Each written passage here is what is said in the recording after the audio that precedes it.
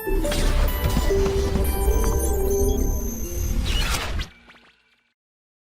तो प्यारे बच्चों, हम तरंग गति की बात कर रहे थे। तरंग गति में हमने लास्ट क्लास में ये देखा कि किस तरीके से तरंग गति के समीकरण को लिखा जाता है। एक बहुत ही शानदार समीकरण को हमने ड्राइव किया था, उसका प्रूफ किया था, और उसमें ये देखा था कि एक ही सिंगल समीकरण में अनंत पार्टिकलों का, अनंत कणों का SHM सरल आवर्त गति एक साथ हो रहा था। किसी रस्सी पे तो अनंत कण है ना, और हमने उसमें एक कण को SHM दी, सरल आवर्त गति दी, और जैसे सरल आवर्त गति दी तो सारे कण सरल आवर्त गति में आ गए, और सरल आवर्त गति में आने से जो ऊर्जा हमने एक कण को दी थी वो ऊर्जा एक जगह से दूसरी जगह तक ट्रांसफर हो रही है, जिसे हमने तरंग की चाल बोली थी। तरंग की चाल का मतलब ऊर्जा का चलना, ठीक है। फिर हमने इसमें तरंग की समीकरण निकाली। अब उसमें जो तरंग की समीकरण निकाली वो उससे हमारा इस चैप्टर का 99% सारे सवाल हो जाएंगे, उसी के हिसाब से हमें चलना है। लेकिन थोड़ा सा और अगर इसमें आगे सोचा जाए ताकि और तरह के कंसेप्ट क्लियर हो अच्छे से, तो हमने इसमें किसी एक्स पर भी देख सकते हैं, किसी टाइम पर भी देख सकते हैं। तो हमने क्या देखा था अभी तक समीकरण निकालने में, और क्या हम और आगे इसमें मॉडिफिकेशन कर सकते हैं वो चीज़ समझते हैं। हालांकि अपने पास जो वेव की समीकरण हमारे पास पहले आ चुकी थी उसी से काम चल जाएगा, क्योंकि उसी से हमारा सारा सवाल बन जाएंगे। लेकिन थोड़ा सा और कंसेप्ट वाली चीज़ों को देखते हैं। जैसे हमने इस वाले समीकरण में ये देखा था, पहले हमने क्या देखा वो समझ लें। हमने पहले ये देखा था कि भाई हमें इस कण की समीकरण पता है, हमें इस कण की समीकरण पता है, और इस कण की समीकरण निकालना थी। और x और t का फलन था, बेटे इधर x होता है, इधर y होता है। ये इंपॉर्टेंट पॉइंट है कि यहाँ x होता है। सरल आवर्त गति में यहाँ टाइम होता है, यहाँ विस्थापन होता है, उसमें हम x लिखते थे। अब हमने विस्थापन को y लिख दिया है ना, और इधर x एक्सिस ले ली। तो x का मतलब है कि कौन से कण की बात हो रही है, x इस कण का नाम है, ठीक है। तो हमें क्या करना है, हमें ये दिया होगा कि हमें इसकी वैल्यू निकालनी, तो किसी एक कण की समीकरण पता होगी। यानी कि कमाल की चीज़ है कि एक कण की समीकरण पता हो तो पूरी तरंग की समीकरण निकल जाती है। क्या कंसेप्ट लगाया था? कंसेप्ट ये लगाया था कि भाई हमें निकालनी किसकी, y निकालना है x, t में, यानी कि t, x कह सकते हो, है ना, या x, t एक ही बात है। तो कण, इस वाले कण का विस्थापन निकालना, तो ये किसके बराबर होगा। और ये बताया था कि बेटे जो आज इसके साथ हो रहा है वो इसके साथ पहले हो चुका है, यानी कि इसका विस्थापन इतना आ चुका होगा, लेकिन कितने समय पहले आ चुका होगा। ये टाइम t यहाँ से यहाँ तक का समय से कितना लग रहा होगा, कितने समय पहले यहाँ से जो डिस्टर्बेंस चल करके गया उसको चल करके जाने में कितना समय लग रहा है, यहाँ से यहाँ तक जाने में टाइम t पर ये है, और इसकी स्पीड भी है। डिस्टेंस ये मान लीजिएगा x है, ये x है, तो कितना समय लगा टाइम t ये, और इसको यहाँ तक जाने में समय लगा x/v। तो t माइनस x/v समय पहले, t माइनस x/v समय पहले इसके साथ ये हो चुका होगा, ये हम पहले जान चुके हैं। यानी कि जो इसके साथ t माइनस x/v समय पहले हो चुका था वो इसके साथ अब हो रहा है t पर। तो आप ये कह सकते हैं यही मुझे निकालना है। तो ये x बराबर 0 वाला पार्टिकल है, और t माइनस x/v पर जो उसका कण का विस्थापन है, और वो कितना है, इसका विस्थापन तो ये है। तो इसकी समीकरण मुझे पता है, इसमें t की जगह 1 सेकंड डालूं, 2 सेकंड डालूं, 3 सेकंड डालूं, t माइनस x/v डाल दूं, तो उसकी तब भी इसका डिस्प्लेसमेंट आ जाएगा, विस्थापन आ जाएगा। तो यानी कि इसकी समीकरण पता है तो उसमें डाल दो। ये तो सिंपल मैथ है। तो y equal to a sine omega t minus x/v plus phi naught. तो ऐसा कंफ्यूजन नहीं होना कि भाई तो पहले कर चुके, लेकिन यही सब कुछ है इसका मतलब इस चैप्टर में। इसलिए मैं बार बार इसको समझाने की कोशिश कर रहा हूँ कि इसको फील करें कि कैसे सोचा जाता है, क्योंकि मुझे थोड़ा सा मॉडिफिकेशन करना है इसमें। तो ये पता होगा तभी तो मॉडिफिकेशन करेंगे। यानी कि आपके पास आ गया x, t equal to a sine omega t, और बेटे ओमेगा/v को हमने लिखा था k x plus phi naught, ठीक है। ये समीकरण हमने पहले प्रूफ कर चुके थे, ठीक है। तो y इक्वल टू दिस। अब बात ये कर रहे हैं कि भाई हमने x बराबर 0 वाले की बात की थी, लेकिन जरूरी नहीं है कि आपको x बराबर 0 वाले की बात हो। रस्सी थी, ये क्या थी, रस्सी। हम रस्सी पर तरंग पढ़ रहे हैं अभी। रस्सी थी, तो रस्सी के किसी भी कण की, किसी भी पॉइंट की समीकरण पता हो तो भी समीकरण निकालनी आनी चाहिए।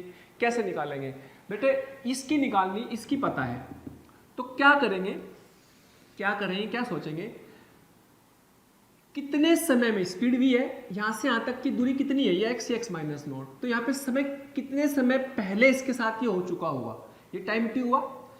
तो यहाँ तक चलने में इसको, यहाँ तक जाने में इसका समय भी पता है।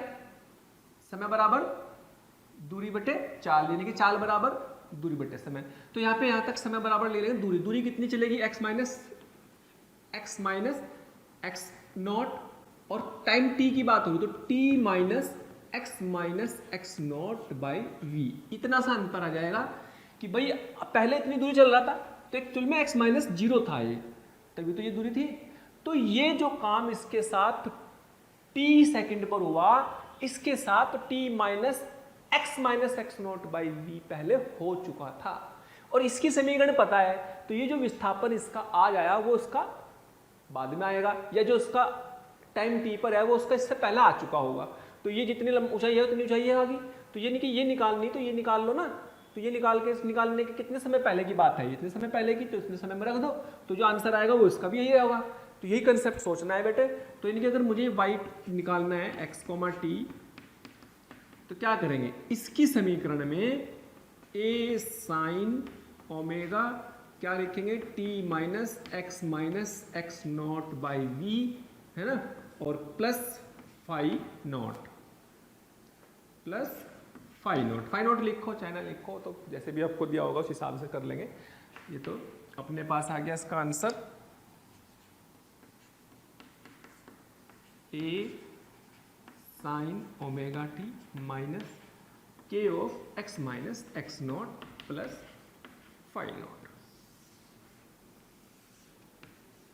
क्लियर? ठीक है। तो ये कंसेप्ट आपको क्लियर होना चाहिए कि कैसे वेव की समीकरण को लिखते हैं। और वैसे मैंने आपको एक और बताया था कि भाई चलो मान लो ऐसे भी तो दिया होगा ना, पहले ऐसे भी दिया होगा कि भाई मान लीजिएगा वेव की डायरेक्शन उल्टी है, ऐसा आ रही, और आपको इसकी तरंग की समीकरण निकालनी है, ये निकालनी, इस पॉइंट, ये मतलब इस पॉइंट का विस्थापन निकालना, और इसकी आपको पता है y equal to a sine omega t plus phi naught मान लो, स्पीड v से इधर आ रहा। अब सोचो जो इसके साथ टाइम t पर हुआ, इसके साथ कितने समय बाद होगा? भाई मान लो ये 5 सेकंड पे हुआ, तो यहां तक का जाने का जितना भी समय लगेगा, मान लो लगा यहाँ पे 2 सेकंड, तो 5 प्लस 2 7 सेकंड पे होगा, ठीक, यानी कि जोड़ना पड़ रहा है ना। तो कितने इसका टाइम t पे हुआ, तो अब तो वेव उधर जा रही ना, तो इसका तो कब होगा, यानी कि इस वाले का होगा कितने समय पश्चात? t plus x upon v. ये x वाले का हमें निकालना है। इसकी समीकरण पता है, इसकी समीकरण में इसका विस्थापन इतने समय बाद होगा, तो इसकी समीकरण पता है, इसमें डाल दो, तो यानी कि y x t आ जाएगी बराबर इसमें किसना, इसमें t में, यहाँ पे t की जगह डाल दो बस, a sine omega t plus x by v plus phi naught. बेटे रिपीट हो गया, कोई दिक्कत नहीं है, लेकिन इसमें समझने की जरूरत यह है कि मैं यहाँ पे आपको कुछ जनरलाइज चीजें समझा रहा हूँ, है ना, और थोड़ा कंसेप्ट क्लियर हो जाएगा।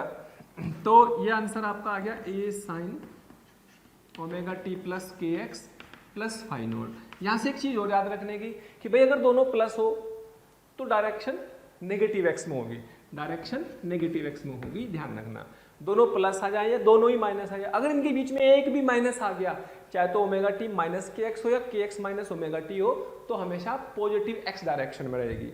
और अगर यहाँ एक्स है तो एक्स डायरेक्शन बोलेंगे, अगर यहाँ वाई है तो वाई डायरेक्शन बोलेंगे, अगर यहाँ जेड है तो जेड डायरेक्शन बोलेंगे, क्योंकि उसी के हिसाब से हमें डायरेक्शन लिखनी है। मान लो यहाँ पे मैंने लिख दिया कुछ भी, मान लो यहाँ पे मैंने लिख दिया जेड और यहाँ पे मैंने लिख दिया वाई, तो फिर डायरेक्शन क्या बोलेंगे? वाई, है ना। अगर मान लो मैंने यहाँ पे लिख दिया x, यहाँ पे लिख दिया y, तो भी y बोलेंगे। अगर मैंने यहाँ पे z लिख दिया, जो z डायरेक्शन में वेव चल रही है, और अगर प्लस है दोनों में, प्लस z है तो माइनस z में जा रही है, और ये बीच में एक भी माइनस आ गया तो इसका मतलब प्लस z में जा रही है। तो उसी के अकॉर्डिंग फिलहाल इस सवाल में तो दोनों चूंकि प्लस के हैं तो माइनस x में जाएगी। ओके, तो ये कंसेप्ट भी आपको याद रखना है कि भाई वापस आ रही है तो t plus x by v. तो हमारी जो सरल आवर्त गति की समीकरणें हैं उसी समीकरण से हम कर रहे हैं, क्योंकि हमारे कोर्स में सिंपल हार्मोनिक सरल आवर्त तरंगे की एक तरह से सिंपल हार्मोनिक तरंगे हैं, सिंपल जो अपनी समतल तरंगे हैं, समतल प्रगामी तरंगे हैं, जो वो हैं वो सिर्फ सरल आवर्त गति से बनेगी, और कोई तरंग अपने कोर्स में है नहीं। हालांकि हम बात करेंगे और तरंगों की भी, अलग अलग शेप की भी हो सकती हैं। हमारे कोर्स में है साइन वेव वाली, जिनमें साइन के फंक्शन आते हैं, वो साइन की तरंगे आती हों, है ना, जिनमें साइन की तरंगे आएंगी वही हमारे कोर्स में, क्योंकि हम SHM से बना रहे हैं और SHM किस में आई थी, साइन ओमेगा टी में, तो इसलिए हमारे कोर्स के हिसाब से हमने सारी की सारी तरंगों की शेप लिख दी। तो हम इसी शेप को इसलिए पढ़ रहे हैं। शेप कुछ भी हो सकती है, ट्रायंगुलर भी हो सकता है, त्रिभुजाकार भी हो सकती है ना, और कैसी भी शेप हो सकती है इस तरह की, है ना, कैसी भी रैंडम कोई भी शेप हो सकती है, क्योंकि तो एक तरह से ऊर्जा है, ऊर्जा ने जैसा भी झटका दिया, हमने जैसा ऊर्जा दी, पार्टिकलों में जैसा भी विक्षोभ हुआ, वो विक्षोभ से उसकी तरंग की शेप बन जाएगी। वो शेप कुछ भी हो सकती है, लेकिन नेचुरली 99% अपने जो जाए क्वेश्चन आएंगे वो इसी से रिलेटेड आते हैं, सरल आवर्त गति के, क्योंकि हमारे कोर्स में सिंपल हार्मोनिक वेव्स, सरल आवर्त तरंगे ही है। ठीक है, ओके। अब इसी में और वैरायटी देखते हैं, ताकि हमने क्या देखा अभी तक इसमें, बेटे हमने इसमें देखा कि जब x बराबर 0 पर पता हो समीकरण, या x बराबर x0 पर पता हो समीकरण, तब भी लिख सकते हैं, या इस डायरेक्शन में आते हुए लिखनी है तो भी लिख सकते हैं। कंसेप्ट वही लगाना कि जो आज मेरे साथ हुआ था तो कल किसके इस समय होगा, या जो उसके साथ हो चुका था तो मेरे साथ कब होगा, वो समय निकाल लो और वो समय उसमें रख दो जिसकी समीकरण पता हो, जिसके समीकरण पता हो उसमें रख दो। बस ये बेसिक कंसेप्ट हमारा वेव का है, जिसे हम बार बार रिपीट इसलिए कर रहे हैं ताकि ये फील आ जाए आपको कि अच्छा ऐसा सोचना है भाई, है ना, क्योंकि यही this is the crux of the wave. अब तक हमने समीकरणों को कैसे लिखा कि x बराबर 0 पर, x बराबर x0 पर पता है, लेकिन और ये क्या है, फोटोग्राफ है, ये क्या है, किसी क्षण पर इन तरंगों का फोटोग्राफ है।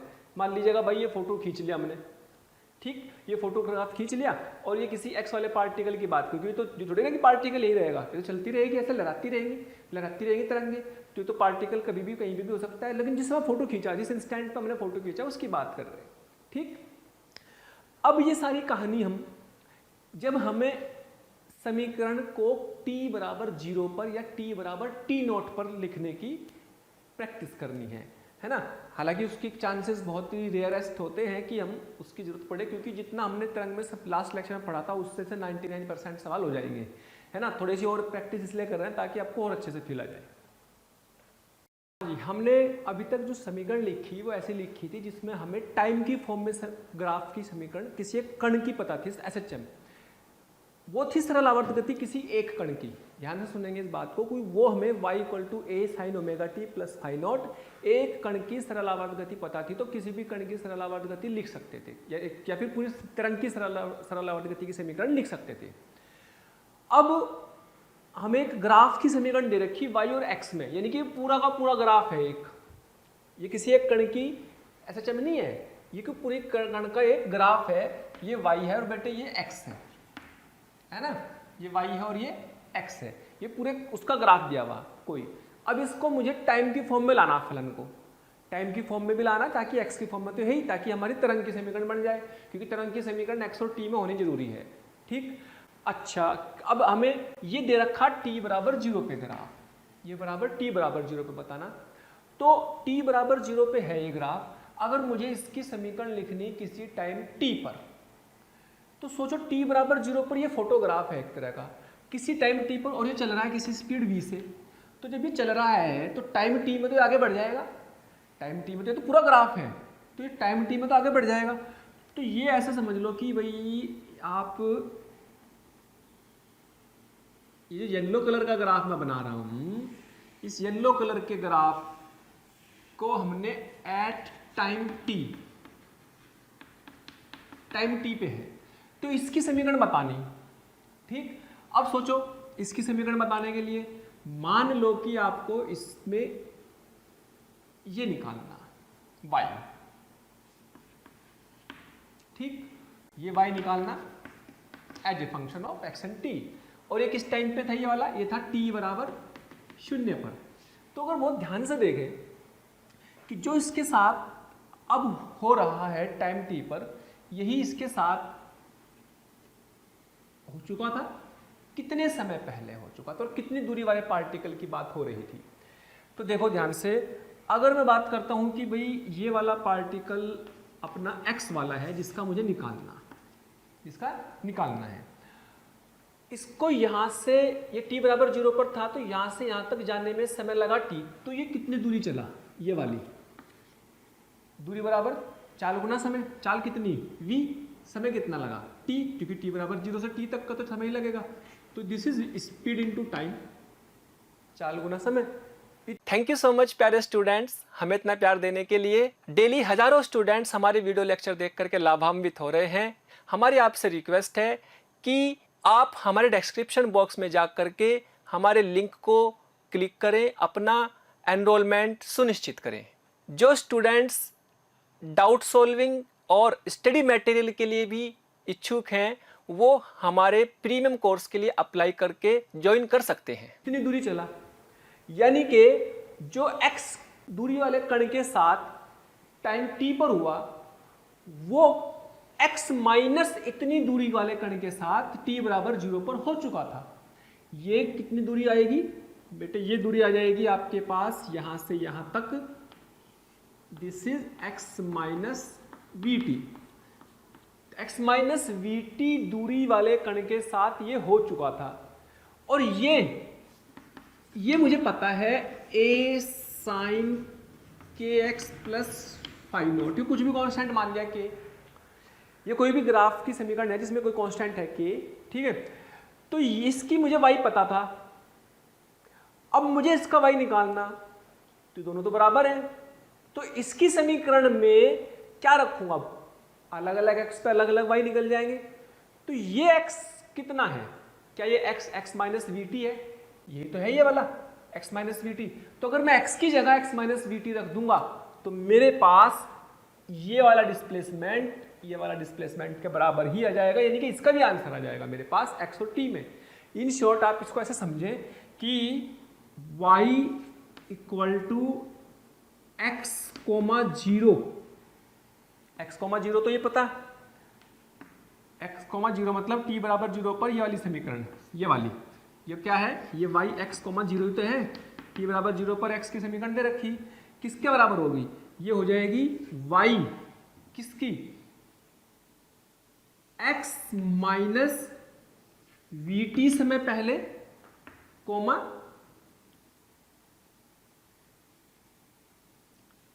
t।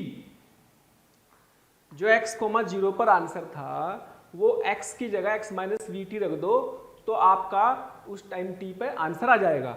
यानी कि आप क्या करोगे, इस समीकरण में ये कर देंगे x ए साइन, x की जगह x minus v t into k plus five naught, तो समीकरण बन गई है a sine k x minus k v into t plus five not.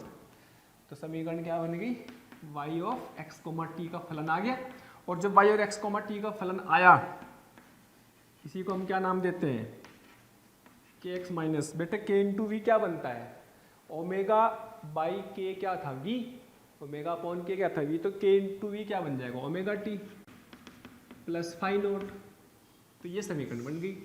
इसका मतलब ये हुआ कि अगर कहीं पर भी ऐसे फलन मिल जाए ना जिनमें x माइनस वी टी या x प्लस वी टी या के एक्स प्लस ओमेगा टी या omega t plus k x, इस तरह के फॉर्मेट अगर मिले, वो हमारे चांसेस हैं कि वो वेव की समीकरणें होंगी, है ना, जिनमें के एक्स और ओमेगा टी, यानी कि a और b मान लो, अगर a x plus b t, x minus b t, इस तरह के अगर हमें इसमें पद मिल जाए किसी भी फलन में, तो हम कह सकते हैं कि शायद वो तरंग की समीकरणों को रिप्रेजेंट करता होगा। वास्तव में करेगा नहीं करेगा उसका एक अलग तरीका, वो हम डिस्कस करेंगे इसी के बाद अभी। लेकिन हमें पहले ये देखना होगा कि इस तरीके का आना चाहिए, उसमें एक्स भी आना चाहिए, टी भी आना चाहिए, उसमें कुछ ना कुछ गुणा भी होनी चाहिए, प्लस माइनस भी बीच में होने चाहिए, तो हमारा उस तरह का फॉर्मेट वेव की समीकरण बन सकता है। फिर से समझ लें इस बात को, इस दोबारा समझे कि भाई ये तरंग की समीकरण जो थी, तरंग की समीकरण नहीं बल्कि ग्राफ दे रखा था, x में और y में एक, t बराबर 0 पर पूरा एक ग्राफ है, किसी एक कण की SHM नहीं है ये, क्योंकि यहाँ x है, x this is not SHM।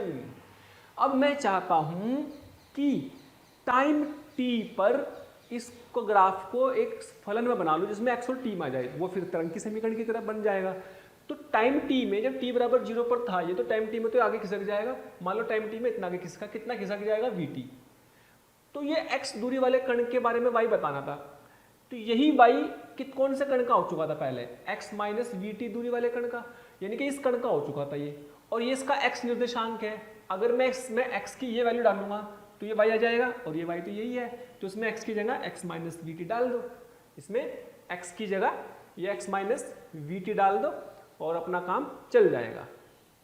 भाई x कोमा 0 और x माइनस वी टी है ना, तो ये अपना आंसर आ जाएगा, x की जगह पे डल जाएगा, किसी टाइम t के बराबर आ जाएगी, यानी कि अपने पास y of x comma t के बराबर बन जाएगा। और अगर इसमें t बराबर ये जहाँ पे है ना, इस वाले में डाला था ना, x की जगह x माइनस वी टी डाला था है ना, इस वाले में डाल दो t बराबर 0 वाले में x माइनस वी टी, और इसमें डाल देंगे तो ये x कोमा टी वाले के फंक्शन के बराबर आ जाएगा, ये सही रहेगा। ठीक है, इतनी बात क्लियर हो गई। अब ये हमने t बराबर 0 पर फोटोग्राफ लिया, ये t बराबर 0 पर, लेकिन जरूरी थोड़ी फोटोग्राफ t बराबर 0 पर ही दिया हो। एक और लास्ट केस समझ लेते हैं। मैं फिर कह रहा हूँ कि ये वाले केस कोई ऐसा नहीं है कि बहुत इनके बिना रुक जाएगा कुछ भी, काम अपना जो वेव की समीकरण हमको प्रूफ कर चुके थे वहीं से चल जाएगा। ये सिर्फ आपकी प्रैक्टिस के लिए समझा रहा हूँ कि कैसे सोचा जाता है इस वेव को लिए, है ना। मान लीजिएगा ये t बराबर t नोट पर है फोटोग्राफ, t बराबर t नोट पर, और किसी टाइम t पर ये आगे चला गया, ये तो कब है t बराबर t नोट पर, और ये कब है t बराबर t पर। ठीक है, इसका y मुझे निकालना है, ये y x और t की फॉर्म में निकालना है। ये y मुझे पता है, ये y इसका पता है, क्या पता है, y equal to a sine k x plus phi naught, इसका x और y का ग्राफ पता है। This is not a wave, ये वेव नहीं है व्हाइट वाली, ये व्हाइट वाली वेव नहीं है, ये वेव तरंग नहीं है, क्योंकि तो x और y का ग्राफ है सिंपल। तरंग तो तब बनेगी जब x और t बनेगा, ना ये सरलावर्त रहती है क्योंकि यहाँ t नहीं है। तो अब सुनो, ये किसी टाइम t नोट पर था, स्पीड कितनी थी इसकी, पूरे का पूरे इसकी v से चलता था ये। अगर इसकी स्पीड v थी, यहाँ से वहाँ पहुँचा, तो ये कितनी दूरी चलेगा, ये दूरी बराबर कितनी हो जाएगी, speed distance equal to speed into time, speed into time. Time कितना लगा, टी नोट पे तो ये था ही पहले से, टाइम टी पे पूछा, मैं मान लो टी बराबर 5 सेकंड पे था पहले ही, और 7 सेकंड पे पूछ लिया, तो कितना समय लगा, 7 माइनस 5, 2 सेकंड में डालोगे, 2 सेकंड में कितना चला, तो 2 सेकंड में कितना चला, यानी कि आपको t माइनस टी नोट डालना है यहाँ पे। तो ये तो हमें निकालना था ये वाला x, ये वाला x तो निकालना था, है ना। और ये वाला x पता है मुझे, ये कितना आ गया, v of x minus v of t minus t note, यही तो पता है x, और इसकी समीकरण पता है मुझे, तो x की जगह डाल दूंगा, इसलिए y of x coma t किसके बराबर बन गया, यहाँ पे डाल दूंगा a साइन के, x की जगह डाल दिया x minus v of t minus t naught plus phi naught, most general समीकरण बन गई, kx minus k v t minus t naught phi naught, a sine k x minus omega t naught plus phi naught. कुल मिला के बात ये हो गई कि समीकरण तो वही आनी जो आ रही थी पहले भी, जो पहले भी आ रही थी वही समीकरण आनी है, कोई टेंशन वाली बात नहीं है ना। तो उसी तरीके की है भाई, t बराबर 0 कर दोगे तो वाली आ जाएगी सबसे पहले जो की थी, इस वाली में x बराबर 0 कर दोगे तो उससे पहले वाली में x बराबर 0 कर दोगे तो वो वाली आ जाएंगी। तो कुल मिलाकर समीकरण तो वही आनी काम की, ये तो मोस्ट जनरल केस कर दिया, और इससे भी जनरलाइजेशन करेंगे अभी इसको हम, और ठीक है। हाँ तो प्यारे बच्चों, अब हम ये देखेंगे कि कोई भी दुनिया की कोई भी फलन, अब हमने तो देख लिया कि कोई भी ऐसा फलन हो सकता है जो कि तरंग बन सकता है, बस वो x और t का फलन होना चाहिए। तो जरूरी नहीं कि साइन कोस ही आए, कुछ भी हो सकता है वो, लेकिन उसमें x और t होना जरूरी है। तो ऐसे फलन तो अनंत है दुनिया में, ऐसे फलन तो अनंत है दुनिया में। तो वो x और t का फलन एक तरंग को रिप्रेजेंट कर रहा है या नहीं कर रहा है, उसके लिए हमारे पास कुछ तो मानक होना चाहिए। तो हमने समीकरण को स्टैंडर्ड माना हुआ है, मानक समीकरण है, जो मैं यहाँ थोड़ा सा प्रूफ भी करूँगा उसको। तो वो समीकरण अगर उस फलन में रखें, उस फलन को समीकरण में रखेंगे, अगर वो उसको संतुष्ट कर रहा होगा तो हम कहेंगे कि ये फलन भी एक तरंग को रिप्रेजेंट करेगा, और अगर वो उसको संतुष्ट नहीं कर रहा होगा तो मतलब वो एक तरंग नहीं है ना। तो एक तरीका मिल जाएगा हमें कि हाँ ये फलन तरंग है, ये फलन तरंग नहीं है। और तरंग का मतलब फिर दिमाग में रखें, तरंग का मतलब क्या होता है, ऊर्जा का चलना। तरंग में कौन चलता है, ऊर्जा चलती है। तरंग में क्या चलता है, विक्षोभ चलता है। तो वो जो चलता है तो उसकी कुछ तो फलन होगा एक्स वाई में, तो वो जो फलन होगा कुछ भी हो सकता है। तो वो जो होगा, अगर वो तरंग है एक्स वाई, एक्स और टी में अगर वो तरंग है तो कैसे पता लगेगा कि तरंग है, तो उसका एक समीकरण है, उसमें संतुष्ट करवाएंगे उससे। अगर होगा ऐसा तो उसका मतलब तरंग है। तो क्या है वो समीकरण, उसकी बात करते हैं। तो इनके अवकलन रूप में आएगी, वो हमेशा याद रखेंगे उसको, ठीक है। अवकलन रूप में मानक तरंग समीकरण, अवकलन रूप में। जैसे मान लीजिएगा आपने, मैं स्टैंडर्ड से बात करता हूँ क्योंकि हमें पता है कि y equal to a sine omega t plus k x phi naught, ये क्या है, एक समीकरण है, स्टैंडर्ड समीकरण है, ठीक है। तो चलो जी कर लेते हैं। मान लीजिएगा y इक्वल टू ले लिया a sine k x plus omega t plus phi naught, चलो ये रख लिया। तो इसमें क्या करो, del y upon del t निकालना। डेल का मतलब समझ में आता है पार्शियल डिफरेंशिएशन, आंशिक अवकलन। इसका मतलब x को नियत मान लेंगे, बाकी सब चीजें तो नियत है ही, फाई नॉट भी नियत, तो केवल t के साथ अवकलन करना। तो ये ओमेगा बाहर आ जाएगा, तो a ओमेगा कोस, इसको नियत मान लिया, ये तो नियत है ही, k x plus omega t plus phi naught. ये बाहर क्यों आता है, समझ में आता है ना भाई। बाहर इसलिए आता है क्योंकि जैसे मान लीजिएगा आपके पास कोई फंक्शन है y equal to a sine कितना है, मान लीजिएगा ओमेगा टी है, तो क्या करते हो, उसका डिफरेंशिएशन करते हो d y by d t, है ना। तो ये साइन का क्या लिखते हो, कोस ओमेगा टी। लेकिन इसको हमने t मान के किया, तो इसके डिफरेंशिएशन से मल्टीप्लाई करते हैं ओमेगा टी के। तो ओमेगा टी का डिफरेंशिएशन कितना आएगा, t का 1, ओमेगा बच जाएगा कांस्टेंट, तो यानी कि a into omega cos omega T. तो इसलिए ओमेगा बाहर आ जाता है, इसको बोलते हैं चेन रूल, है ना, श्रृंखला नियम बोलते हैं अवकलन में। तो ये चीज आपको आनी चाहिए, ये मान करके चलते हुए हम आगे बढ़ते हैं कि आपको आता है, ठीक है। अब एक बार फिर से डिफरेंशिएशन किया जिसका, इससे क्या फायदा होगा, कुछ फायदा होगा तभी देखते हैं। तो ये a ओमेगा, फिर t के रिस्पेक्ट में किया तो एक ओमेगा और बाहर आ जाएगा, और कोस का होता है minus k sine, minus k sine, और ओमेगा एक और बाहर आएगा तो ओमेगा स्क्वायर, तो sine k x plus omega t plus phi naught. This is equation number 1। अब अगर मैं इसको x के रेस्पेक्ट में करूं, del y upon del x, x के रेस्पेक्ट में करेंगे तो क्या आएगा, इसमें k बाहर आ जाएगा, ये कांस्टेंट माना जाएगा, तो k बाहर आ जाएगा, साइन का cos हो जाएगा, cos kx plus omega t plus phi naught. Phi naught प्रारंभिक कला है, प्रारंभिक फेज है, इनिशियल फेज। तो फिर से करा दोबारा है differentiation, d square y by d x square. हालांकि और अलग तरीके होते हैं इसका प्रूफ करने की, तो हम इसलिए कर रहे हैं क्योंकि हमें पता है कि ये वेव है, तो जाहिर सी बात है जो हमारा समीकरण आ जाएगी वही हमारे स्टैंडर्ड मान लेंगे। तो ये फिर से k बाहर आएगा और माइनस कोस का साइन आ जाएगा, तो k square sine k x plus omega t plus phi naught. समीकरण नंबर 2।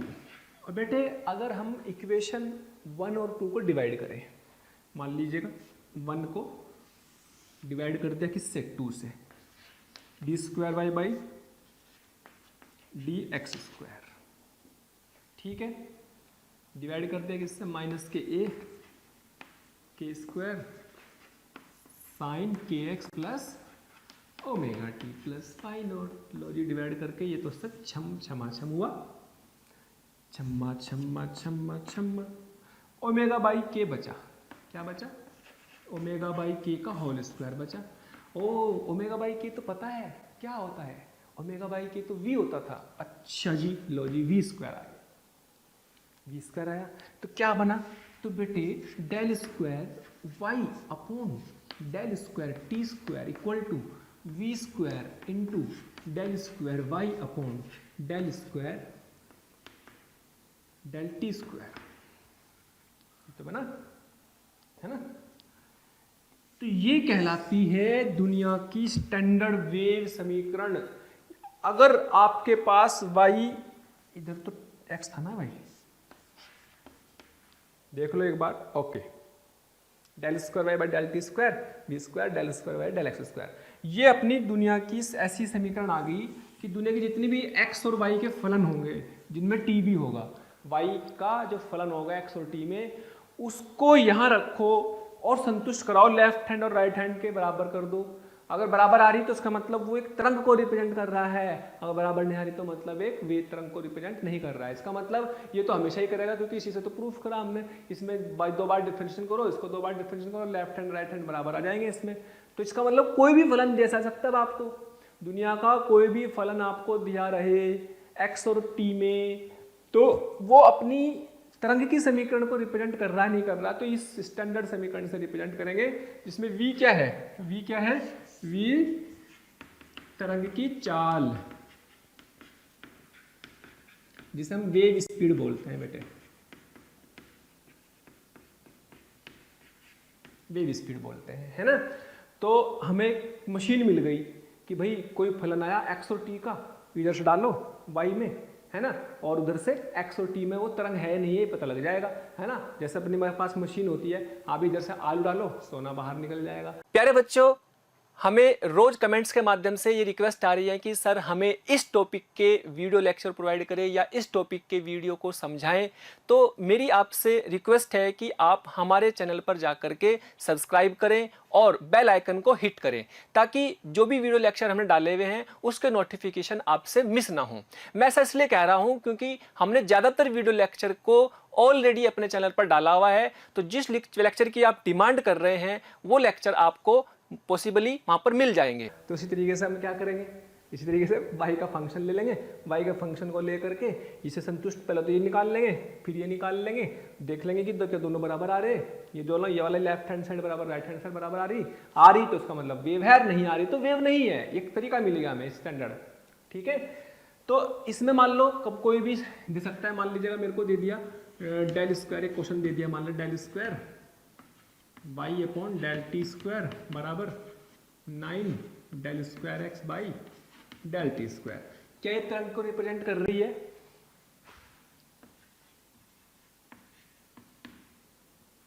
क्या ये तरंग को रिप्रेजेंट कर रही है? तो आंसर है यस, क्योंकि ये बिल्कुल इसकी स्टैंडर्ड फॉर्मेट में है। तो अगर बोले कि तरंग की चाल बताओ तरंग की चाल कितनी, तो आंसर क्या लिखेंगे भाई, वी स्क्वायर, तुलना कर लेंगे इससे तुलना कर लेंगे, तो वी स्क्वायर की जगह कौन है 9, तो वी बराबर क्या आ जाएगा 3 मीटर पर सेकेंड, ला गया आंसर, है ना। तो स्टैंडर्ड से आप कंपेयर करना। मान लो आपको दे दिया 25 del square y by del square equal to del square y upon del x square, ये दे दिया। तो क्या ये तरंग को रिप्रेजेंट कर रहा है? यस। क्या इसमें तरंग की चाल पूछी जा सकती है? यस, पूछ सकता है। तो तरंग की चाल कितनी आ जाएगी भाई, मान लो ये दे दिया 0.25। तो इसमें पहला आप क्या करेंगे, इसको यहाँ लेकर के जाएंगे, तो del square y upon del t square 1 upon 0.25 del square y by del x square, ये अपना कौन है, वी स्क्वायर है, तो वी स्क्वायर बराबर 1 अपॉन 0.25, छम्मा हो जाएगा 4 बार, तो v बराबर √4 बराबर 2 मीटर पर सेकेंड। तो ध्यान रखना v स्क्वायर को मल्टीप्लाई किसमें किया हुआ है, जहाँ पे x स्क्वायर आ रहा नीचे, है ना, और t स्क्वायर वाला इधर रख लेंगे। क्लियर? तो कुल मिला के बात ये आ गई कि अब हमें डरने की जरूरत नहीं है, कोई भी फलन दे दे तो उस फलन को चेक करना कि हाँ वो एक तरंग को रिप्रेजेंट कर रहा नहीं कर रहा, वो भी हम कर सकते हैं। हालांकि बहुत कम पूछता है इस चीज़ को, बट पता तो होना चाहिए ना कैसे करते हैं। अब आप देखो ध्यान से, अगर कहीं पे भी x और t, अगर ध्यान देखो तो kx plus omega T, kx minus omega T, इस तरह का फलन अगर दिया हो तो आपको लगेगा कि वेव के जैसा है, लेकिन कन्फर्मेशन यहाँ से होगी। ठीक, कन्फर्मेशन यहाँ से होगी कि वो वेव है या नहीं है।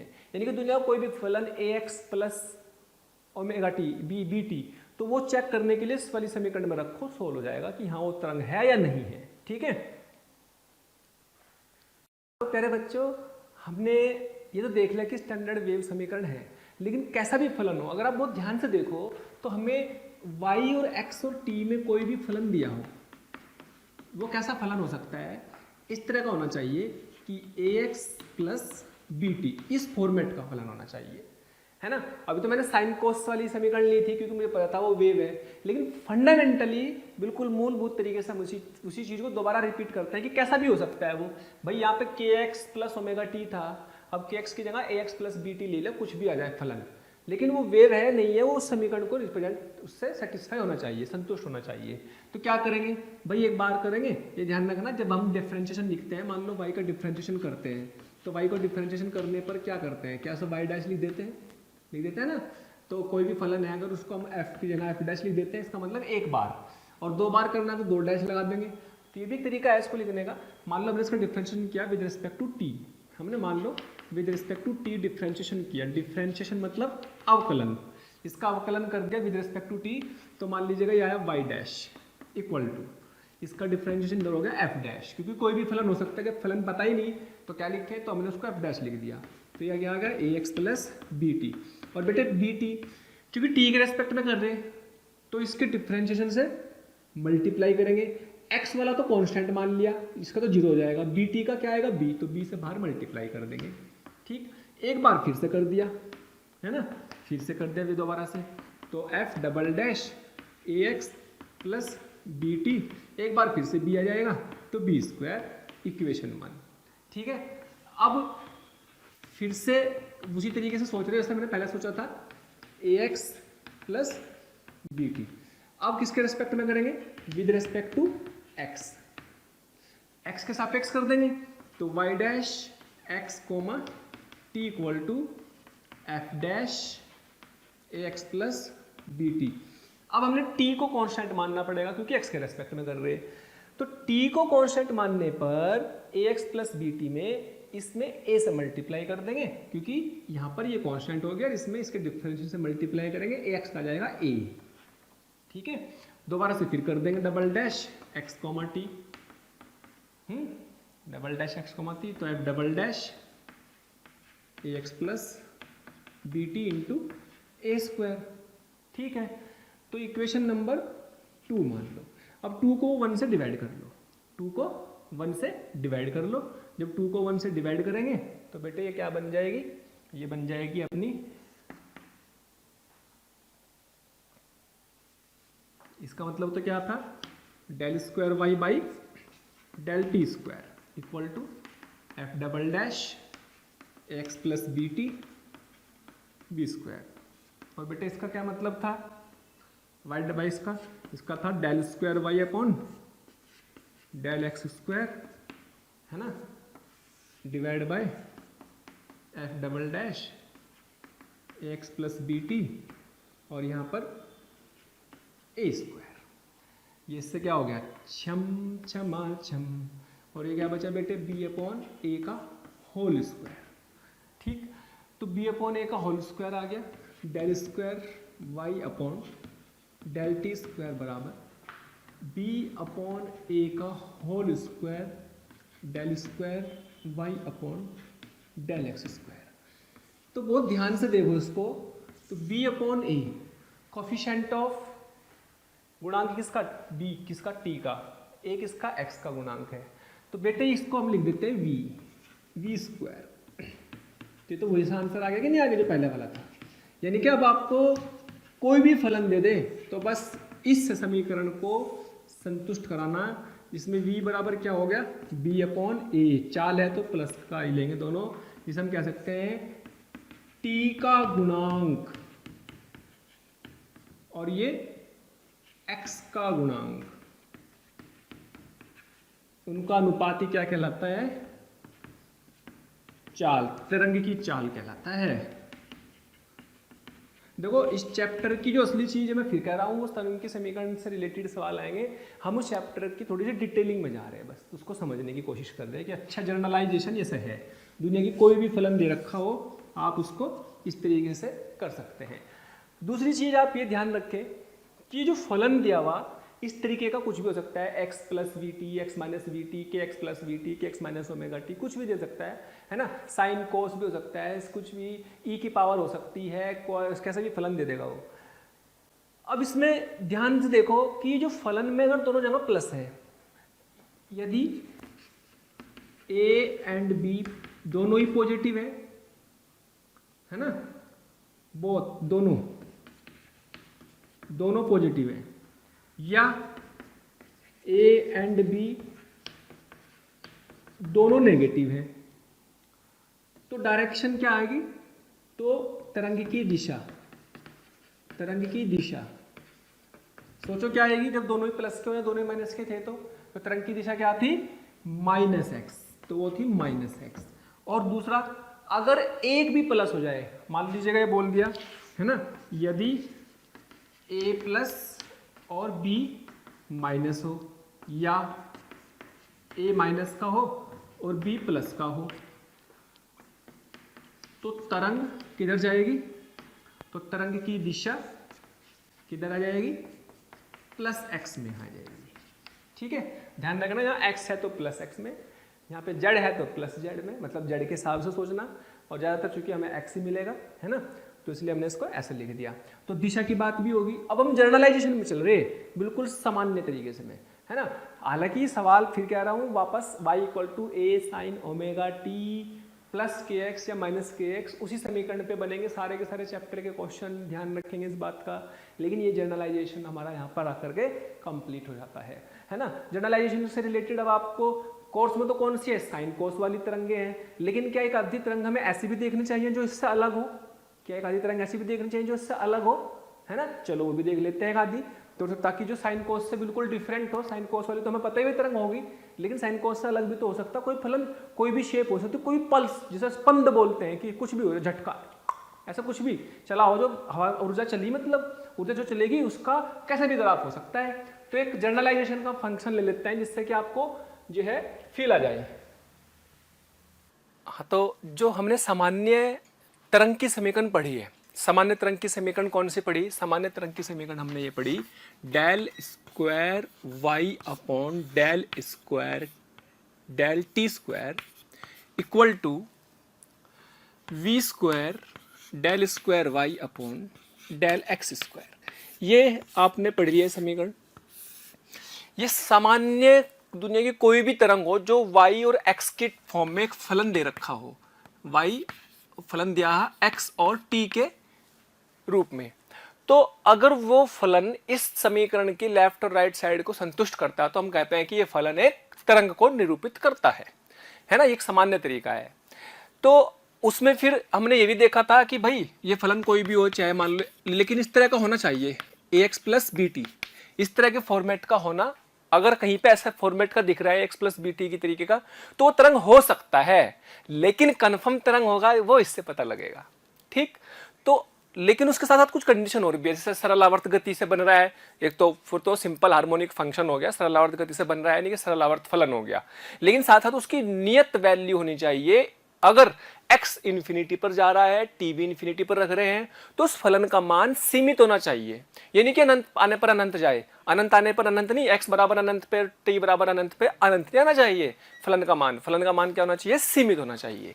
अगर वो सीमित आ रहा है और इस समीकरण को संतुष्ट कर रहा है, तो इसका मतलब हमारे लिए वो फलन क्या कहलाएंगे, तरंग कहलाएंगे। मतलब ये तो हमारे पास एक तरह से भी समझ लो ब्रह्मास्त्र है, इससे तो पता लग ही जाएगा कि हाँ वो तरंग है कि नहीं है। लेकिन कई बार हम देख के भी आइडिया लगा सकते हैं, अनुमान लगा सकते हैं कि अच्छा ये तरंग होगा या नहीं होगा, और अगर होगा तो आप उसकी वेग की उसकी चाल भी निकाल सकते हो। वो कैसे निकलती थी, b अपॉन ए से। b अपॉन ए का मतलब t का गुणांक बटे x का गुणांक, है ना, t का गुणांक बटे x का गुणांक। ये हम पढ़ चुके हैं, और वो भी इनकी प्लस की वैल्यू सिर्फ। ठीक, और ये भी जानते थे कि दोनों में अगर प्लस है तो माइनस एक्स में जा रहा है, एक भी अगर माइनस आ जाए बीच में तो उसका मतलब नेगेटिव एक्स में जा रहा है, ये हम जान चुके हैं। अब मैंने कुछ फलन दिया आपसे, इन फलन में मैंने पूछा है कि बताओ कि कौन सा तरंग को निरूपित करता होगा। जो तरंग को निरूपित करता होगा वो बताना, लेकिन सबसे पहले ये कंडीशन चेक कर लो तो थोड़ा आइडिया लग जाएगा बिना सोल्व करी। फाइनल तरीका तो ये है इससे पता लगेगा अगर संतुष्ट कर रहा है तो है, नहीं तो नहीं। लेकिन बिना इसके भी सोच सकते हैं। जैसे अगर इसकी बात करें सबसे पहले तो ये तो हम जानते ही हैं, इसको तो हमने देखा ही भैया किस तरह का फलन है, क्या ax/bt इस तरह का फलन है, यस। और साइन की फॉर्म में तो है, तो इसमें x और t को कुछ भी रखो, साइन का आंसर तो -1 और +1 के बीच में रहेगा, यानी कि +a और -a के बीच में रहेगा। तो फाइनाइट आंसर आता है, चाहे x को इन्फिनिटी रख लो, t को इन्फिनिटी रख लो, किसी भी समय पर देखो इसका आंसर +∞ -∞ के बीच में आता है। और ये भी जानते हैं कि ये समीकरण को संतुष्ट करता है, इसको संतुष्ट करता है। क्यों करता है? क्योंकि इसी से तो प्रूफ करके देखा था हमने, इसी से तो प्रूफ करके देखा था साइन वाली समीकरण से, तो वो तो संतुष्ट करेगा क्योंकि हमें पता है कि ये वेव है। तो इसमें तो अगर आपसे पूछ ले जाए कि भाई ये वेव है, यस ये तरंग का फलन है, यस तरंग का फलन है, और उसमें v निकालना तो क्या लिखते थे बेटे, b का मापांक बटे a का मापांक। a की b की वैल्यू कितनी, ये आ गई w, और इसकी वैल्यू कितनी k। और बेटे आप जानते ही है कि अपनी क्या होती है, तरंग की चाल होती है, ध्यान रखें दिस इज तरंग चाल। तरंग चाल मतलब वेव स्पीड, और वेव स्पीड का मतलब किसकी स्पीड, वेव में स्पीड का मतलब वेव में जो विक्षोभ, जो झटका हमने दिया वो चल रहा है उसके अंदर से, यानी कि ऊर्जा की चाल, ठीक है। अच्छा अब और फलन दे रखे y बराबर ax माइनस vt, क्या ये भी x और t की फॉर्म में है, क्या ax vt की फॉर्म में है, a की वैल्यू 1 b की वैल्यू v, तो क्या ये एक तरंग की जैसा हो सकता था? एक तरीका क्या है कि इसमें रख के देखो, सोल्व करो 2 बार डिफरेंशिएशन t के रेस्पेक्ट में, 2 बार x के रेस्पेक्ट में, वहां रख के देखो आंसर मैच कर रहा है तो ठीक, नहीं तो नहीं। लेकिन हमें इसमें साफ साफ दिख रहा है भाई x इन्फिनिटी रख देंगे तो y भी इन्फिनिटी हो जाएगा, t इन्फिनिटी रख देंगे तो t भी, तो यानी कि ये तरंग का फलन नहीं है, ये तरंग का फलन नहीं है।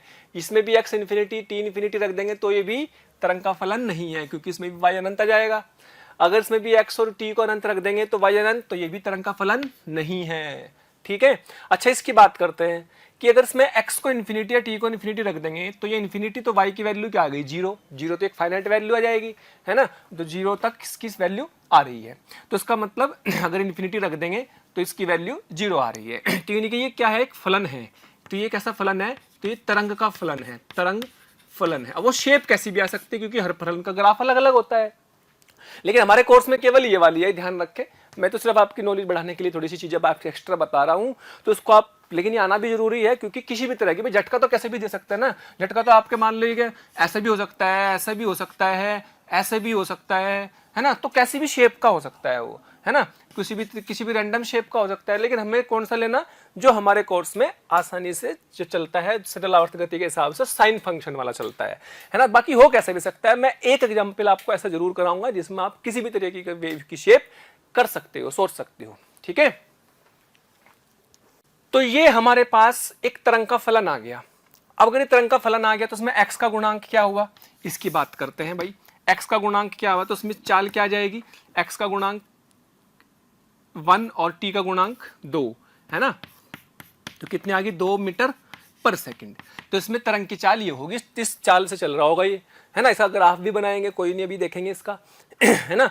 अच्छा इसकी बात करें तो क्या ये तरंग है, क्या ये हो सकती है? अगर x और t को इन्फिनिटी रख देंगे तो e की पावर माइनस इन्फिनिटी क्या आ जाएगा, e की पावर माइनस इन्फिनिटी 0 आ जाएगा। तो क्या ये भी तरंग हो सकती है? यस हो सकती है। मैं फिर कह रहा हूं है या नहीं है, ये कन्फर्मेशन ये करेगा, लेकिन ये हो सकती है तरंग, ये भी तरंग फलन हो सकती है, ये होता है, ये अभी हम मान लेते हैं, मतलब अब इसका प्रूफ करोगे तो आ जाएगा ये, है ना। लेकिन क्योंकि डिफरेंशिएशन 2 बार करने में बहुत टाइम लगेगा, तो इसलिए मैंने आपको बता दिया कि ये फलन है। इस तरह का मिलेगा कहीं तो आप उसको बोलेंगे कि ये फलन है। स्टैंडर्ड अच्छा है, बड़ा सवाल है, पूछा हुआ है, तो ये भी आपका हो सकता है, इसमें चेक कर सकते हैं। चाहो तो मैं एक चेक करके दिखाता हूँ। मान लो मैं इसको चेक करता हूँ, मान लो इसको चेक करता हूँ। इसको चेक करने के लिए क्या करो भाई, 2 बार डिफरेंशिएशन करो उसका। पहले तो किसके रेस्पेक्ट में, लो जी इसको करते हैं y इक्वल टू e की power minus 2x plus 3t, है या नहीं है उससे पता लगेगा। लो जी पहले del y by del t निकाल लो, del y by del t निकालेंगे, e की पावर माइनस एक्स का e की पावर माइनस एक्स ही होता है, लेकिन माइनस का 3t भराएगा, ये तो कांस्टेंट माना जाएगा। तो माइनस के 2x प्लस 3t, और चूंकि माइनस में अंदर जाएगा तो माइनस के 3 से मल्टीप्लाई कर दिया, del square y upon del t square. एक बार फिर से करा, फिर से -3 बार आ जाएगा तो यहाँ जाएगा 9 e की power minus 2x plus 3t, ये आ गया। अब बेटे del y by del x निकाल लेते हैं, है ना। Del y by del x निकाल लेते हैं क्योंकि हमें वो भी चाहिए। तो ये क्या करो, इसको कर लो कर लो कर लो इसको, तो माइनस के 2 बाहर आएगा इस बार, ई की power minus 2x plus 3t।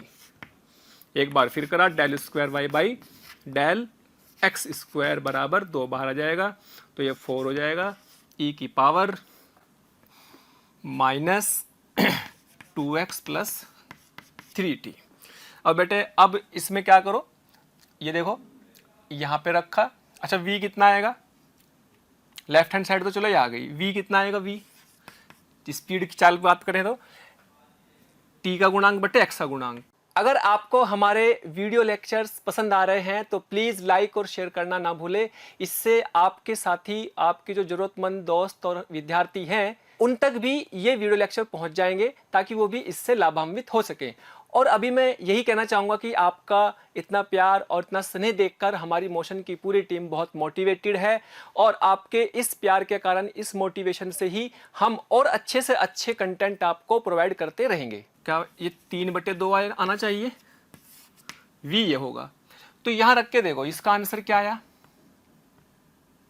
इसका आंसर तो ये आया, this is left hand side, ये लेफ्ट हैंड है और राइट हैंड साइड ये है। तो राइट हैंड साइड में v स्क्वायर से और मल्टीप्लाई करो, यानी कि v square del square y by del x square की वैल्यू क्या आ गई, v स्क्वायर का मतलब 3/2 का स्क्वायर, यानी कि 3/2 का स्क्वायर का मतलब 9/4। तो यहाँ 9/4 इंटू इसकी वैल्यू क्या है, 4 इंटू दिस, 4 इंटू ई की power minus of 2x plus 3t। इसका मतलब 4 से 4 कट गया तो क्या आ गया, 9 इंटू ई की पावर माइनस के 2x प्लस 3t। ओह ये तो बिल्कुल इसके कोल आ गया, इसके कोल आया, इसका मतलब ये क्या हुआ, राइट हैंड साइड के बराबर आ गया। इसका मतलब ये राइट हैंड साइड के बराबर आ गया। इसका मतलब this is also wave function. इसमें चूंकि डिफरेंशिएशन आसान था इसलिए हमने इसको 2 बार करके सोल्व करके कर लिया। इसमें डिफरेंशिएशन आसान नहीं होगा, बहुत मेहनत लगानी पड़ेगी डिफरेंशिएशन करने के लिए, तो आएगा, लेकिन ये भी कंफर्म आएगा। तो करने का तरीका यही है, किसी भी फलन को चेक करना है तो उसका ग्राफ कैसे भी बन सकता है, उसकी शेप बन सकती है, यानी कि ये क्या है, ये तरंग फलन है, तरंग फलन है, ठीक है, ये भी तरंग फलन है, ये भी तरंग फलन है। इसकी शेप कैसी होगी सबकी आप बता सकते हो, है ना। जैसे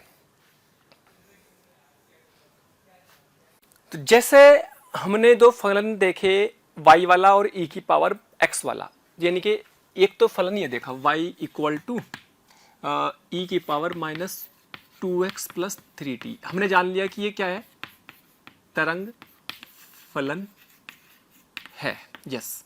और स्पीड भी निकाली, इसकी स्पीड कितनी आई थी, 3/2 मीटर पर सेकेंड। अगर बोले कि इसकी शेप कैसी होगी, इसकी पल्स, स्पंद बोलते हैं उसको, इसकी जो पल्स है, स्पंद है, वो कैसी होगी, बेटा ग्राफ बना लेते हैं। पहले क्या करो कि इस ग्राफ को आप मान लो कि t बराबर 0 पर, तो y कितना आ जाएगा, y आ जाएगा e की पावर माइनस 2x। और बेटे इसका ग्राफ आपको आना चाहिए। तो यानी कि आपने क्या करा कि जो पल्स थी, ऊर्जा जो है शेप में चल रही इस एक्सपोनेंशियल फलन के रूप में, तो इस चरघातांकी फलन के रूप में जो ऊर्जा चल रही है वो ऊर्जा को हमने किसी एक कक्षण पर देखा t बराबर 0 पर, उस किसी भी रस्सी के अंदर को चल रही है मान लो ऊर्जा, तो t बराबर 0 पर x अलग अलग पार्टिकल कहाँ कहाँ होंगे इस समय। तो t बराबर 0 को देखो, अगर x बराबर 0 रखेंगे, अगर x बराबर 0 रखा तो y कितना आ जाएगा, 1 आ जाएगा। और अगर x बराबर इन्फिनिटी रख देंगे तो y बराबर 0 आ जाएगा। इसका मतलब ये 1, x बराबर 0 पर, x बराबर, क्योंकि ग्राफ किसके बीच में होता है, y और x के बीच में, लेकिन किस इंस्टेंट पर देख रहे हैं, किस अक्षण पर देख रहे हैं, t इक्वल टू 0 पर देख रहे हैं। तो क्या आ जाएगा, चलो जी, अब जैसे x बराबर 0 पर 1 और x इन्फिनिटी पर y 0 है, तो यानी कि y की वैल्यू जैसे x बढ़ाएंगे तो y 0, इसका मतलब ग्राफ कैसा बनेगा, एक्सपोनेंशियली डीके। तो एक्सपोनेंशियली डीके ग्राफ बन जाएगा, है ना, क्योंकि यहाँ पर एक्सपोनेंशियली चरघातांकी फंक्शन का ग्राफ ऐसा होता है। लेकिन ये किस इंस्टेंट पर है, t बराबर 0 पर। अगर आप आगे बढ़ जाएंगे t बराबर 1 सेकंड 2 सेकंड पर, तो ये शेप पल्स आगे बढ़ जाएगी, ठीक, ये पल्स आगे बढ़ जाएगी तो ग्राफ कुछ ऐसा हो जाएगा। अच्छा ये बनाया, तो इसका मतलब अगर इसका एम्पलीट्यूड, आयाम बोला जाए तो आयाम क्या होगा, आयाम क्या होता है? अधिकतम विस्थापन। तो अधिकतम तो 100 पर तो जा नहीं रहा ग्राफ, तो आयाम क्या हो गया? 1। ऐसा बोल दो, 1 मान लो, है ना। तो ठीक है, अब ऐसे ही अगर मान लो 1 सेकंड पे पूछ लेता तो यहाँ 1 सेकंड रखते, तो फिर 1 सेकंड पे इसका ग्राफ बना लेते। 1 सेकंड पे ग्राफ होगा तो ये थोड़ा आगे शिफ्ट हो जाती, आगे शिफ्ट हो जाती तो ग्राफ कुछ इस तरीके का बनता। यानी कि अब ऊर्जा जो है इस शेप में चल रही, ऐसे इधर भी हो सकती है, इधर भी हो सकती है, ठीक है। तो ये मान लीजिएगा t बराबर किसी भी इंस्टेंट पर ले लिया, t बराबर 1 सेकंड मान लो, चलो ये बना 1 ही होगा, और ये अपना कुछ भी जो आप x चाहो तो वो दे सकते हो यहाँ पे, है ना। भाई कितने पर आ जाएगा, मान लीजिएगा आप ध्यान से देखो, ये अगर मैं बात करूं तो y इक्वल टू e की पावर -2x प्लस 3, ये आ गया ना t बराबर 1 पे। तो x बराबर -3/2, और इस तरफ भी हो सकता है, इस तरफ भी हो सकता है, ठीक है। क्योंकि ये 0 हो ना, 0 कब हो सकता है? ये जब ये 0 होगा तो इसकी वैल्यू 1 आएगी, चाहे e की पावर -0 हो वो भी 1 होता है, और e की पावर +0 हो तब भी 1 होता है ना। तो ये x की वैल्यू आप कुछ भी ले सकते हैं, +1/2, 1.5 और -1.5। भाई +1.5 या -1.5 के हिसाब से आप इसको कर लें, तो ये -1.5 आया। तो ये आ गया आपके पास t इक्वल टू 1 सेकेंड पर आया ना, तो t इक्वल टू 1 सेकेंड पर x की वैल्यू हमने ले ली -1.5, यानी कि आप ये कह सकते हैं कि ये वेव इस तरफ जा रही,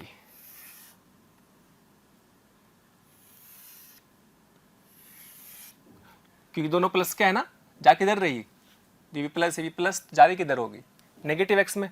तो यहाँ x बराबर 1.5 पर, t बराबर 1 सेकेंड पर, ठीक, इतना आ गया, इसकी वैल्यू 1 होगी, ठीक है। तो इस तरीके से ये निकाल सकते हैं सारे के सारे ग्राफ को कि ऐसे पल्स चल रही है। ये थोड़ा सा एक्स्ट्रा चीजें हैं जो आपको दिमाग में रख करके चलनी है, ठीक है। तो इस तरीके से इसकी तरंग की वेव की इक्वेशन बन गई, ठीक है, इसकी तरंग की वेव की इक्वेशन बन गई। तो अलग अलग इंस्टेंट बन सकते हैं हर क्षण पे, क्योंकि ऊर्जा तो चल रही है, हर क्षण पे चल रही। तो किसी इंस्टेंट पर एक फोटोग्राफी है, 1 सेकंड में फोटोग्राफी है, 1 सेकंड पर आप फोटोग्राफी भी ले सकते हैं। उससे पहले कभी आ रहा होगा, मान लीजिएगा आप ऐसा समझ सकते हो कि इसकी दिशा इधर से चल रही है, ऐसा समझ लो कि भाई ये आपका इधर चल रहा, क्योंकि इसमें दोनों ही कैसे हैं, प्लस के हैं, ये भी प्लस ये भी प्लस, तो दोनों इस तरफ चल रहे। तो 0 पे 1 सेकंड, 0 सेकंड पे ही हो गया, तो 1 सेकंड पर इधर जाएगी, ठीक है। इतनी बात समझ में आ गई, यानी कि 1 सेकंड पहले जिस समय आप देखोगे तो फिर वो वाला ग्राफ भी बन जाएगा जो हमने बनाया था, ठीक है। जिसमें अगर इससे पहले की बात करेंगे तो वाला ग्राफ बन जाएगा। तो कुल मिला के ऐसे बहुत सारी पल्सेज आप देख सकते हो। अच्छा, अब एक और ग्राफ बनाया था y इक्वल टू 2/x-2t+4 वाला, उसको देखते हैं। चलिए, जैसे हमने ये देखा था कि क्या ये एक तरंग का फलन है, तो हमने बोला कि हाँ ये तरंग का फलन है, ठीक है, ये एक तरंग का फलन है, तरंग फलन है, चाहे कुछ से कर सकते थे हम समीकरण से, लेकिन फिलहाल ये तरंग का फलन है। तो इसमें पहला सवाल तो ये है कि इसकी स्पीड बताओ, पहला सवाल। दूसरा सवाल ये है कि इसका आयाम बताओ। तीसरा सवाल ये है कि t बराबर 0 तथा t बराबर 1 सेकंड पर इसका ग्राफ, जिसे हम पल्स भी बोल सकते हैं, इसकी पल्स की फॉर्म में, या फिर इसको हम स्पंद बोल सकते हैं कि इसके स्पंदों को खींचो, उसका ग्राफ कैसा आएगा, इसकी पल्स कैसी आएगी, है ना। तो अब क्या करें भाई, ये तो अलग अलग समय पर अलग अलग बढ़ता जाएगा y का ये फंक्शन। तो अब इसमें देखो, ये t इक्वल टू 0 पर और x इक्वल टू 0 पर y की कुछ तो वैल्यू आ रही, और t इक्वल टू इन्फिनिटी पर ये टेंडिंग टू 0 आ रहा है, यानी कि फाइनाइट वैल्यू आ रही है, यानी कि किसी चीज दो नंबर्स के बीच में इसका आंसर है। तो इसको जो क्या करेंगे हम कि हम इसका एक फोटोग्राफ ले लेते हैं t बराबर 0 पर। जब t बराबर 0 रखा तो क्या बनेगा, x² + 4 बनेगा, यस। अब मुझे चाहिए आयाम। अच्छा, v तो निकालने में कोई दिक्कत है नहीं, v तो आप पहले भी निकाल चुके, v निकालने में तो कुछ नहीं, t का गुणांक बटे x का गुणांक, तो 2/1 कर देंगे, तो 2 मीटर या सेंटीमीटर, अगर मैं इसे मीटर में दे रहा हूं तो मीटर पर सेकेंड, ठीक, ऐसे दे दिया। y इक्वल टू 2/x² + 4 आ गया t बराबर 0 पर। ये एक इंस्टेंट पर ये y और x में रिलेशन आया। सोचो y का अधिकतम मान, y का अधिकतम मान, मैक्सिमम वैल्यू क्या होती है, आयाम, वही तो ए होगा। अब जी बताओ ये अधिकतम कब होगा, ये अधिकतम कब होगा, जब ये क्या हो, न्यूनतम।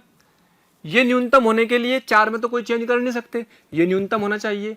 और दुनिया का कोई भी स्क्वायर हो उसकी न्यूनतम वैल्यू क्या होती है, शून्य। स्क्वायर की कोई भी टर्म हो उसका न्यूनतम मान शून्य हो सकता है, क्योंकि प्लस का एक्स लो या माइनस का एक्स लो तो स्क्वायर तो बढ़ जाएगा, तो सबसे कम क्या आएगा, 0। इनके एक्स बराबर 0 पर ही एक्स स्क्वायर की न्यूनतम वैल्यू, न्यूनतम मान x बराबर 0 पर होगी, ठीक। क्योंकि अगर आप 1 रख देंगे तो भी 1 2 3 4 पे स्क्वायर बढ़ जाएगा, और -1 -2 करेंगे तो भी बढ़ जाएगा, तो 0 पर इसका न्यूनतम मान होता है। इसका मतलब ये x जब 0 होगा तब ये अधिकतम होगा, यानी कि y का अधिकतम मान क्या आ गया, 0 का स्क्वायर प्लस 4। ये थोड़ा सा मैथ लगाने वाली बात है और कुछ नहीं है। 0.5 इसका एम्पियम, इसका क्या आ गया हमारे पास, आयाम, वो आ गया आयाम, जिसे हम a बोलते हैं, यानी कि इससे ऊपर नहीं जाएगा। अच्छा, अगर x और t को इन्फिनिटी कर दें तो 0, यानी कि 0 और 0.5 के बीच में रहेगा इसका आंसर। इसका मतलब सीमित मान आ गया ना, है ना। और बाकी फाइनली चेक करने के लिए वो समीकरण है जो हमने बताई थी, del square y upon del t square equal to v square del square y upon del x square, है ना। फाइनली तो हम उसी समीकरण पर आने वाले हैं जो हमारी साइन वाली थी, लेकिन ये थोड़ी सी बातें आपको और एक्स्ट्रा पता होनी जरूरी है। अच्छा, अब हम बात करते हैं कि भाई एम्पलीट्यूड आ गया, ये आ गया, ये आ गया, t बराबर 0 पर और 1 सेकंड पर। अच्छा, t बराबर 0 पर तो ये इसका ग्राफ बनाए अगर, तो ग्राफ कैसे बनेगा इसका भाई, लो जी x और y में ग्राफ बनाना। तो t बराबर 0 पर इसका मान 0.5 है, लो जी 0.5। और जैसे जैसे इन्फिनिटी जाएगा x तो ये 0 की तरफ जाएगा हाइपरबोलिकली। इधर भी ले लो, चाहे x के मान प्लस के ले लो चाहे माइनस के, ऐसा ग्राफ बनेगा। तो ये क्या कहती है, पल्स। एक तरह से ऐसा ग्राफ बन गया, पल्स बन गया, कि स्पन सा बन गया ये, है ना। तो ये किस अक्षण पर है, t बराबर 0 वाले अक्षण पर है ये, क्योंकि वो तो चल रही ना, ऊर्जा तो चलती जा रही। तो जिस समय मैंने देखा उस समय ये तो ये था। अगर 1 सेकंड की बात करें, अगर मैं t बराबर 1 सेकंड पर बात करूं, t बराबर 1 सेकंड पर, तो क्या y बराबर क्या बन जाएगा, 2/x-2 का स्क्वायर प्लस 4, ये तो बनेगा। सोचो अब ये आपका y मैक्सिमम कब होगा, जब ये 0 x-2 0 होगा, तो x बराबर 2 पर y मैक्स कब होगा, जब ये 0 होगा, इतना वाला, क्योंकि ये 0 होगा, स्क्वायर है ना, स्क्वायर वाले की वैल्यू जब 0 होती है तो ये अधिकतम होगा, तो ये न्यूनतम होगा, तो इसके न्यूनतम होने से अधिकतम हो जाएगा। यानी कि आयाम कितना जाएगा, जब ये 0 हो जाएगा, तो आयाम तो अभी भी वही रहेगा 0.5, यानी कि आयाम 0.5 x बराबर 2 पर आएगा। लेकिन जब हमने t को 1 सेकंड रखा, तो जब x बराबर 2 रखा तो उस समय फिर से यही आयाम आया, यानी कि t बराबर 1 सेकंड पर ये यहां पहुंच चुका है, जिसकी वैल्यू 0.5 है यहां पर, x बराबर 2 सेकंड पर। इस तरीके से इसका ग्राफ इधर भी आएगा, इस तरीके से इसका ग्राफ इधर भी बैठ जाएगा, है ना। और आप इसकी डायरेक्शन ऑफ मोशन देख सकते हो, डायरेक्शन ऑफ मोशन इस तरफ होगी, इसकी गति की दिशा किधर होगी, इधर। क्यों, क्योंकि एक प्लस का एक माइनस का बीच में, जब भी एक प्लस का एक माइनस का हो तो ये गति की दिशा आएगी, दिस इज गति की दिशा। तो मेरे ख्याल से गति की दिशा में भी कोई कन्फ्यूजन नहीं होना चाहिए, आयाम में भी कोई कन्फ्यूजन नहीं होना चाहिए। ये भी तिरंगे हैं, ये भी तिरंगे, वो अलग बात है कि इतनी ज़्यादा तिरंगे के क्वेश्चंस जो है अलग अलग ऐसे फंक्शन नहीं देगा जिनके आप बहुत ज़्यादा मैथ लगाना पड़े। लेकिन हाँ, ये एक अच्छा स्टैंडर्ड सवाल है जो कि कई बार आपको दिखेगा किताबों में, है ना, आया हुआ है। तो इसको हमें उसी तरीके से सोचना जिस तरीके से कोई भी वेव का फलन हो या तरंग हो उसको सोचते हैं, ठीक है। इसी तरीके का एक और देख लेते हैं। हाँ जी बेटे, इसी तरीके का एक और क्वेश्चन देखते हैं जैसा हमने अभी किया। तो जैसे हमने दे दिया y = 4/x-40 का होल स्क्वायर प्लस 2, यानी कि x minus b t, ax plus b t की फॉर्मेट तो है, x प्लस बी टी के जैसा तो है, यानी कि तरंग हो सकता है और है भी, इसको हम प्रूफ कर सकते हैं, लेकिन प्रूफ नहीं कर रहे। तो ये तरंग का फलन है, ये तरंग का फलन दिया है, ये तरंग का फलन है। अगर तो v की वैल्यू बतानी, तो पहले तो बेटे सॉल्यूशन में v निकालने में कोई दिक्कत है नहीं। v बराबर क्या था, b/a, b का मतलब t का गुणांक, a का मतलब x का गुणांक, यानी कि आ गया 4 सेंटीमीटर पर सेकंड, क्योंकि x किस में ले रखा, सेंटीमीटर में ले रखा, सेंटीमीटर पर सेकंड में आ गया, ठीक है। सेकंड आयाम, आयाम बताने के लिए बेटे t बराबर 0 पर y कितना है पहले ये निकाल लेते हैं। क्या ये आया x² प्लस 2।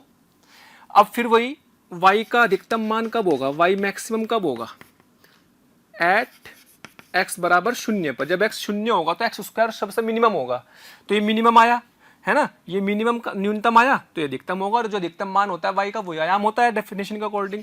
तो 4 और ये बेटे 4/2 तो 2 सेंटीमीटर, क्योंकि y भी सेंटीमीटर में लिया हुआ हमने। ठीक, तो ये अपना पास आ गया इसका आयाम, यही अपना क्या हो गया e, यानी कि पहला पार्ट हो गया, दूसरा पार्ट हो गया।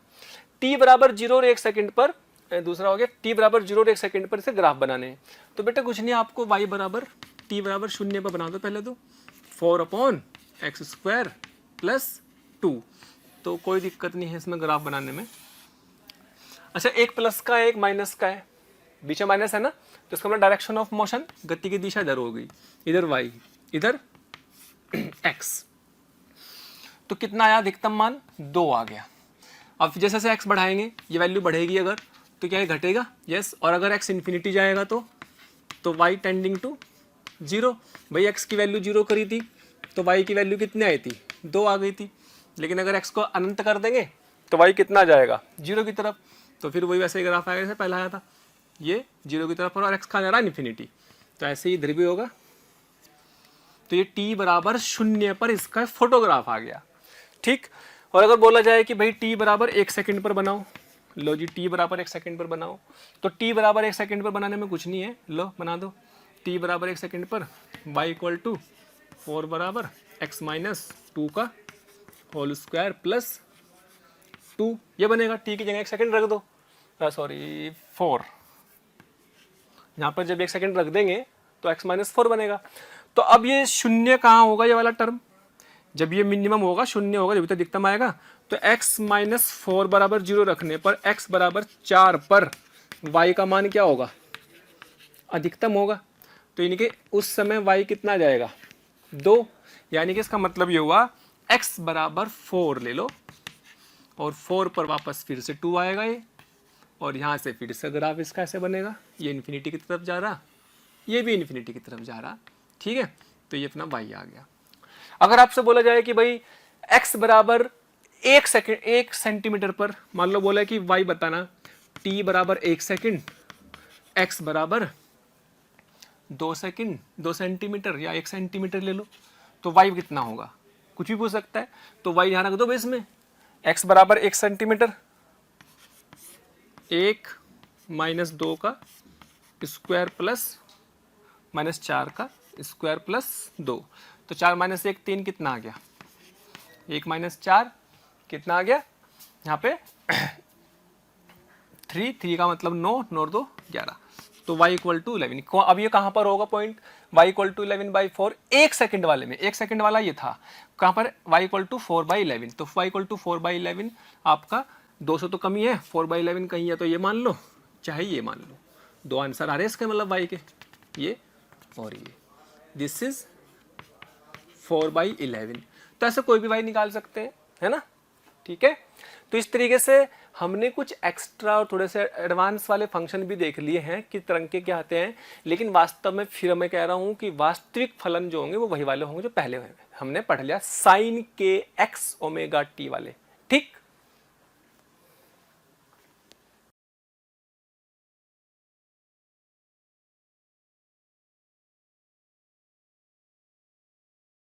तो प्यारे बच्चों, अगर आप चाहते हैं कि आपको किसी भी टॉपिक के लाइव डिस्कशन, वीडियो लेक्चर या स्टडी मटेरियल की ज़रूरत है, तो कृपया आप हमें इस नंबर पर कॉल कर सकते हैं 18002121 799 18002121 799।